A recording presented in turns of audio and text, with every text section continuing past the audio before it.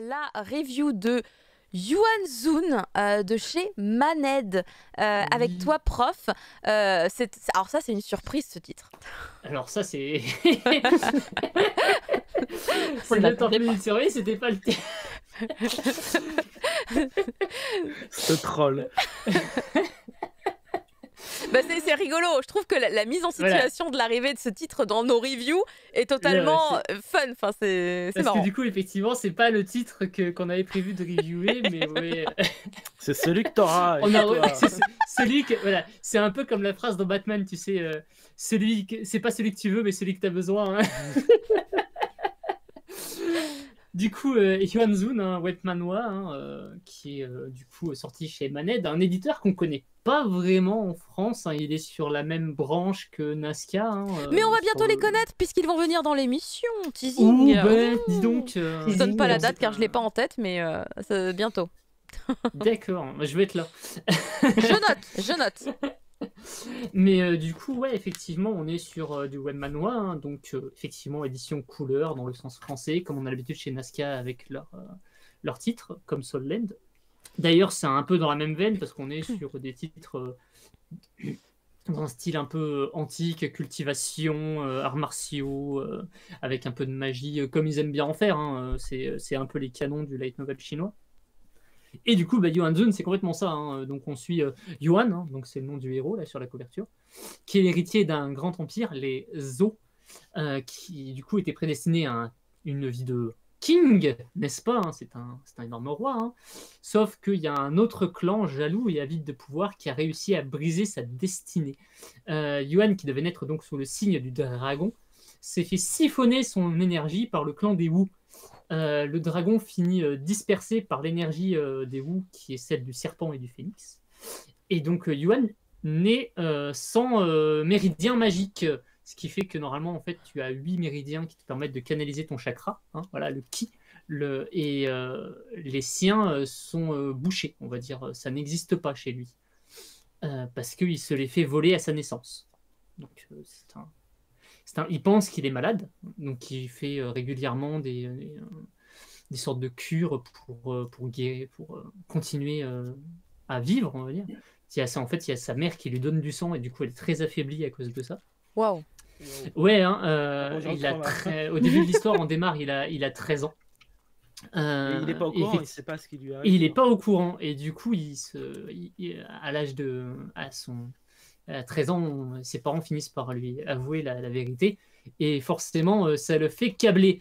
Parce que il y a de quoi péter un câble quand même. Hein, et d'autant que dans l'histoire, il y a son père qui a perdu un bras, il y a sa mère du coup qui est épuisée, qui a 2 doigts de mourir à cause de ça, du coup parce qu'elle lui a donné son sang quasiment toute sa vie. Et ça le met très en colère. Et il décide de se venger des Wu. Donc on est sur une histoire de vengeance assez classique, c'est un peu déjà vu dans le manhwa. Le dessin est très chouette, hein. On est sur un dessin couleur plutôt sympa. Alors l'encre bave pas, il y a un papier un peu glacé qui permet de... ça colle bien, quoi. Ouais, il y a des belles illustrations en pleine page. Et tout, ah oui, sympa. comme ici, là, ouais, je les ai là. Même j'aime beaucoup les illustrations de chapitres aussi qui sont sur des doubles pages. Oh, joli. Joli. Ouais, j'aime vraiment beaucoup. Donc là, on voit bien les 8 méridiens là, sur l'illustration. Oui, on les voit ici aussi. Voilà. Et effectivement, donc il n'en a pas. Mais du coup, pour pallier ce problème, il va essayer de trouver une solution. Et du coup, il y en a une qui est accessible à tout le monde. Parce que les méridiens, du coup, forcément, c'est comme ça se cultive, hein, c'est comme tout. Tout le monde en a, mais tu peux pas les réveiller comme... c'est pas tout le monde qui les réveille tous, quoi. Ni qui peut en réveiller un, ou même 2. Donc, effectivement, lui, il peut pas du tout. Et par contre, il y a une autre façon de canaliser cette énergie qui est par la calligraphie, en fait. Et ça, je trouve ça vraiment, c'est un sujet que je trouve vraiment intéressant de Yuan Zun. C'est que du coup, pour on va dire compenser son absence de méridien, le gars va commencer à apprendre des runes calligraphiques qui, une fois écrites, genre sur les bras, lui permettent d'avoir des sorts et de se les attacher. Genre, il se met un sort de renforcement sur le bras et il te donne un coup de poing et tu traverses le mur, tu vois. C'est plutôt sympa de ce côté-là. Mais le truc, c'est que j'aurais voulu que ça dure plus longtemps. Et en fait, dès le tome 1, t'as son père qui lui dit il y a une prophétie ancienne qui traîne dans notre dynastie depuis des millénaires, qui dit que un mec pourra réveiller ses méridiens si tu vas à tel endroit et que tu rencontres tel dude. Et en gros, forcément, il va y aller. Et, alors, on n'a pas la suite parce que du coup, le tome 1 se termine sur un cliffhanger de salopard. Hein, c'est Fumble qui te corrige depuis ça. Non, c'est pas comme ça qu'on dit. Ah. C'est pas grave.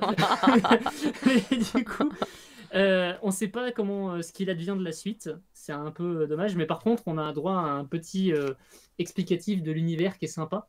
Alors d'ailleurs, parlant de l'univers, en fait, c'est lié à un auteur qui du coup s'appelle Liu, du coup qui est l'auteur de Yuan Zun, qui en fait a créé tout un univers autour de ce concept-là, qui est lié à d'autres séries qui sont chez Maned et du coup que j'ai pas lu. Donc genre TBHH là, attends, c'est quoi genre Battle Through the voilà, Evil, et aussi Martial Universe du coup qui était sorti en septembre et qu'on devait à la base recevoir. Parce qu'on a demandé Martial Universe et on a reçu Yuan Zun. On a reçu Yuan Zun. C'est pas grave, moi je fais la review de Yuan Zun, il n'y a pas de problème. Et du coup, j'espère qu'il n'y avait pas de trucs à savoir avant parce que sinon il y avait sûrement des machins qui me sont passés à côté. Alors par contre, on peut peut-être dire que le premier tome que tu as dans les mains est également disponible en numérique sur la plateforme manga.io.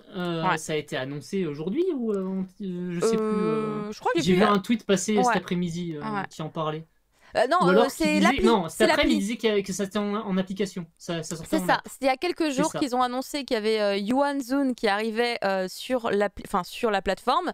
Et ils ont annoncé aujourd'hui que l'application l'application arrive sur tout ce qui est Android et Apple, etc.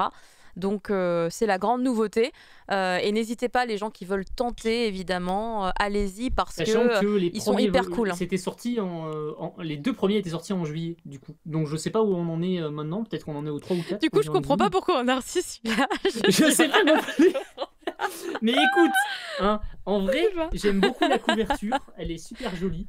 Oui. Je peux vous montrer d'ailleurs j'ai petits visuels de Martial Universe qu'ils ont envoyés en même temps, qui devaient sortir donc le 24 septembre et du coup il y a des petits il y a des petites couvertures dessus. Oui, c'est petit. Ah oui, c'est vraiment tout petit, mais je fais au mieux. C'est un peu trop, c'est un peu trop, faut descendre un peu. Ah là, je descends un peu. Voilà. Bon, c'est un peu flou, mais oui. Mais de toute façon, on avait annoncé ça dans les sorties de la semaine.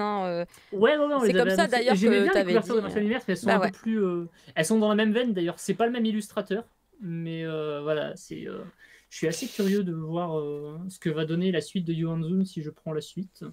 Après, j'avoue, j'étais un peu frustré par la fin du tome 1 parce que du coup, j'ai pas la suite. J'aimerais bien savoir ce qui se passe à la fin de cette histoire-là. Et tu peux même pas lire la suite sur manga.io puisque c'est que le tome 1 pour l'instant. Il y a que le tome 1 pour l'instant, donc voilà. Mais j'irai voir. D'ailleurs, si jamais il y a le prix derrière, c'est vendu 9 € le volume. C'est un peu les prix qu'il y a chez Nazca, je crois. C'est un peu ça aussi. Vu que c'est des couleurs, c'est normal. Alors il y a quelqu'un sur le chat qui disait que c'était un peu fin pour le prix, je crois, mais je sais un peu fin pour le prix. Mais comme c'est du papier glacé en couleur, moi je trouve ça normal. Et après ça transparaît pas à travers, je veux dire, donc c'est quand même bien qu'on est sur. Ça ressemble vraiment à la fabrication de Soul Land de ce côté-là. Donc ou même de Dice, qui est un peu ce style couleur. Même si Dice le papier est un peu différent encore. Très bien. Bah écoute, merci effectivement pour tous les gens qui aiment bien ces histoires de folklore chinois, avec ces histoires de pouvoir et tout, parce que du coup quand on parlait, moi dans ma tête, comme je lis Soul Land, je pensais très fort Soul Land. D'ailleurs, voilà. faut savoir que l'auteur de Yuan Zun, en fait, c'est aussi l'auteur de Soul Land 3 et 4. C'est marqué derrière, là, sur le rabat. Et bah voilà, tout s'explique. Il y a des logiques imparables. Très bien. Donc, bah écoute, merci pour toutes ces infos, prof. Voilà, Yuan Zun, donc sorti il y a déjà quelques temps chez Maned, un éditeur que vous découvrirez mieux d'ici quelques semaines quand ils passeront dans l'émission, c'est acté. Très bientôt, on vous communiquera la date, bien entendu. Ensuite, on va passer à Kaiju number 8, qui est ici. Voilà. Tadam!